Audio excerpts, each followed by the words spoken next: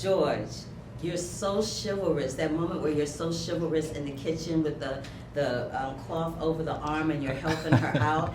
When was the last time you were that chivalrous, and when was the last time you were on the other end of that?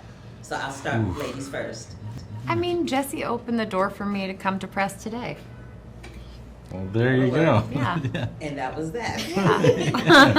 That was easy enough. So both of your characters say a lot, but with little to no dialogue. I wanted to know, how are you able to infiltrate that space, yet keep your characters present and in that moment without saying a word? I'll start with Jesse.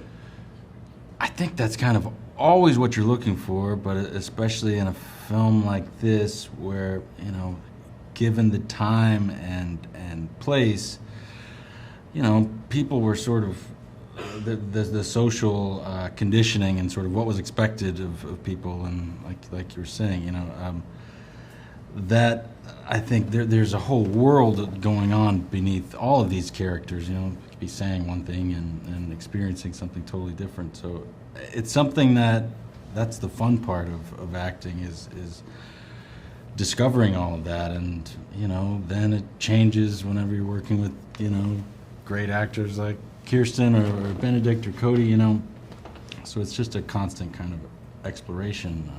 I mean, honestly, as people in general, unless we're doing a press day like this, we don't talk as much as, you know, and I think it's the time too, and the isolation of this ranch. I mean, for Rose especially. I remember one day on set, I specifically didn't speak much to anybody. I kind of just, because I wanted the first time my voice to come out almost like, you know, I'm choking on my own voice.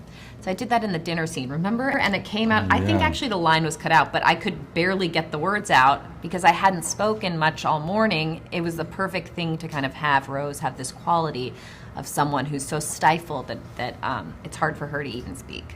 Rose oftentimes lets Peter call her by Rose, and other times lets him call her mother. Mm-hmm. Is there any particular reason why that's going down? Because in my family, my mother would beat me, honey, from here to the end of the earth if I ever called her by her first name. So I just wanted to know, what was your inspiration or thoughts behind that? I think there's a particular relationship between them, and Cody and I actually kept the secret between us that he actually, which isn't a true statement of the book or anything, is that we kept the secret that he killed his father, my husband. So I think there's a relationship there, which, and also weirdly, my own brother sometimes says Inez to my mom, and he doesn't get a whipping. I know. That was the first thing I thought when she asked that question. I know, me too. I put Christian be like, sometimes he'll say mom, and sometimes I'll be like Inez. So I'm familiar with that dynamic. Yeah.